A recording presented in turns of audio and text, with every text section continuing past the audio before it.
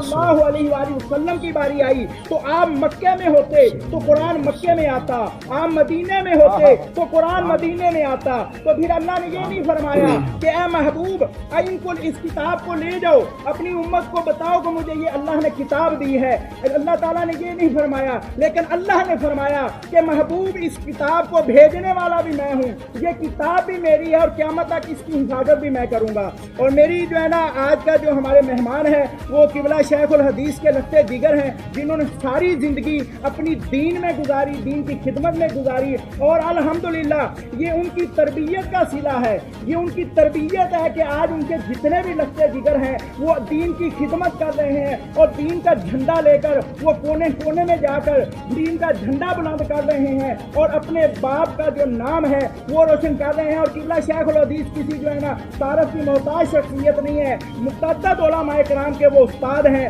मैंने भी इस घर का जो है नमक खाया अल्हम्दुलिल्लाह, ये भी इनका सिला है, इनका फैद है कि आज मैं आपके सामने मौजूद हूँ। और मेरी मुराद है हज़रत अल्लामा मौलाना मुफ्ती हामिद अली कादरी अशरफी साहब। मुफ्ती साहब आज की जो रात है बड़ी बाबरकत रात है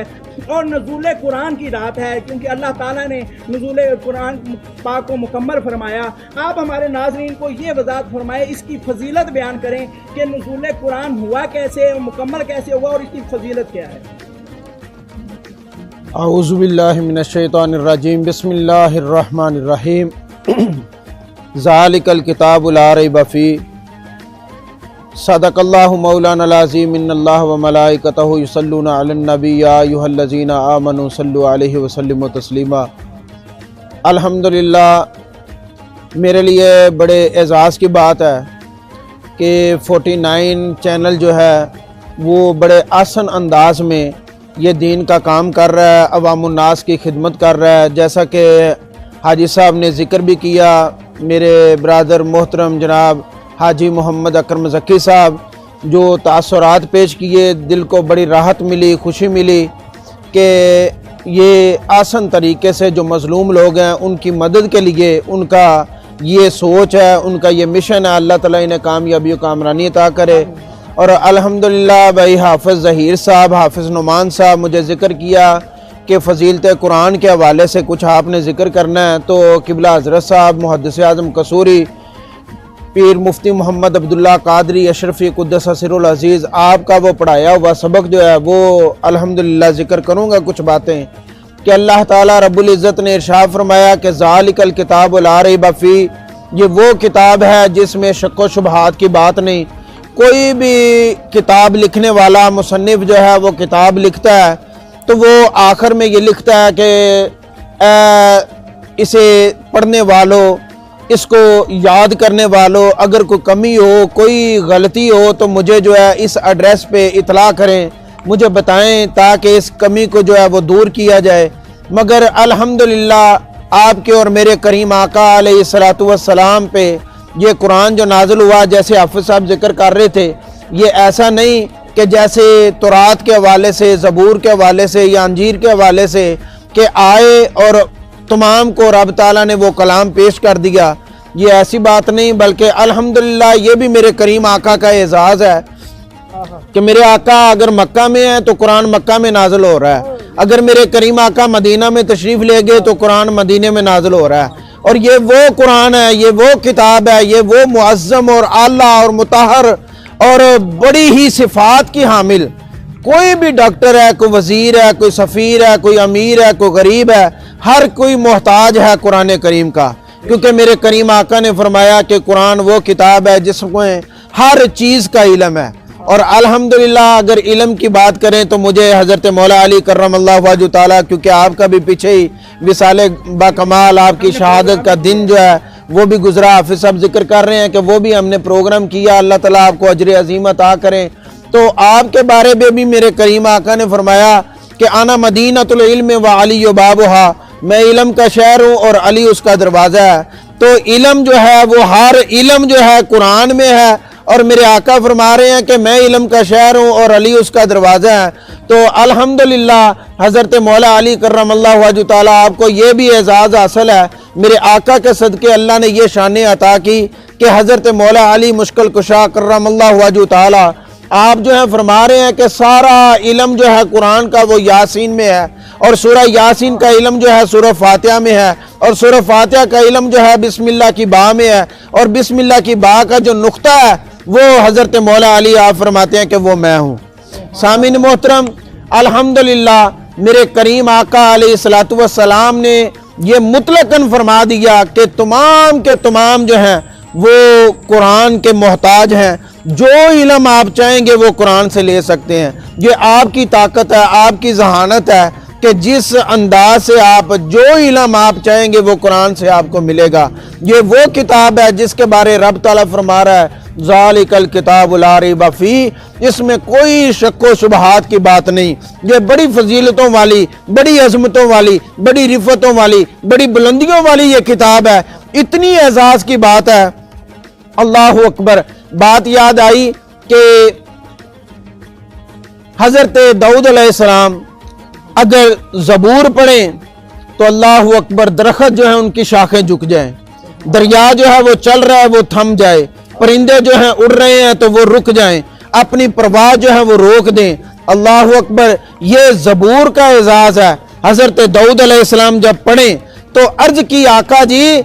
یہ تو زبور پڑھیں تو یہ حالات ہوتے تھے، اگر قرآن پڑھا جائے تو کیا حالات ہیں؟ تو وہ حدیث مبارکہ غلام جو ہے وہ میرے کریم آقا کی بارگاہ میں، حضرت اسید بن حضیر میرے آقا کی بارگاہ میں، آقا جی میں رات کو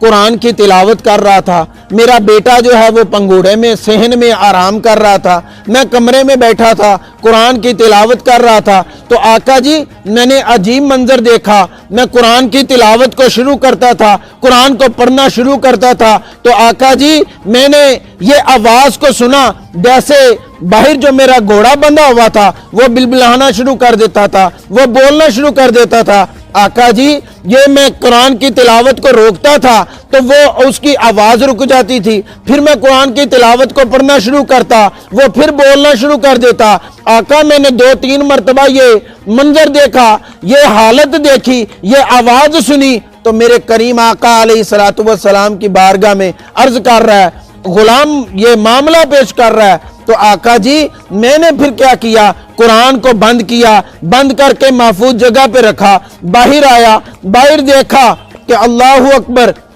میرا بیٹا جو ہے وہ پنگوڑے میں آرام کر رہا ہے، پاس گھوڑا بھی بندھا ہوا ہے، اور نورانی جو ہے وہ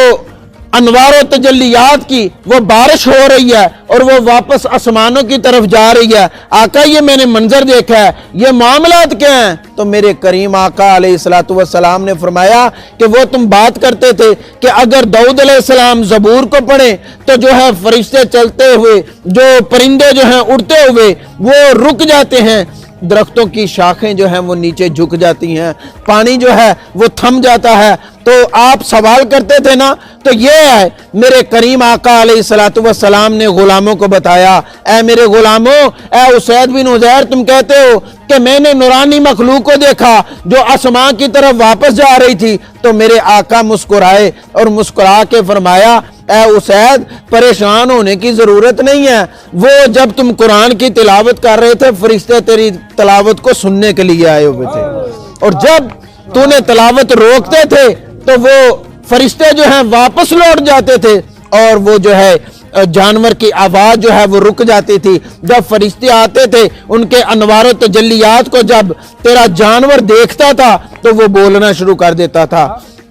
سامعین محترم، میرے کریم آقا علیہ الصلوۃ والسلام نے اس انداز سے اپنے غلاموں کو درس دیا کہ اے لوگو، اے میرے غلاموں، اے صحابہ اکرام، یہ وہ کتاب ہے جس کو اللہ تعالیٰ نے بڑی عظمتوں اور شانوں سے نوازا ہے۔ اللہ اکبر۔ حضرت عمر رضی اللہ تعالیٰ عنہ، دیکھیں نا قرآن کی کیسی فضیلت ہے، یہ آپ یا میں جو ہے وہ اس کی شان بلند نہیں کر رہے، اس کا اظہار نہیں کر رہے، اپنی زبان کو اس کے بارے میں حرکت نہیں دے رہے۔ تیرے اور میرے کریم آقا جس نبی کا ہم نے کلمہ پڑھا، جو بے کسوں کا کس ہے، بے سہاروں کا سہارا ہے، جو یتیموں کا والی ہے، غریبوں کا حامی ہے، اس لجپال نبی کی بارگاہ میں یہ جو ہے جب سوالات ہوتے ہیں، یہ مناظر پیش کیے جاتے ہیں، تو میرے کریم آقا بڑے آسان انداز سے غلاموں کو جو ہے وہ ذکر کرتے ہیں کہ اے غلاموں، اللہ تعالی رب العزت نے مجھے جو کتاب عطا کی ہے وہ عام کتاب نہیں، وہ ذالکل کتاب لا ریب فیہ کی شان رکھنے والی ہے۔ اللہ اکبر۔ حضرت عمر فاروق رضی اللہ تعالیٰ عنہ آپ تورات کو پڑھ رہے ہیں، تورات کے اوراق جو ہیں وہ پرت رہے ہیں، وہ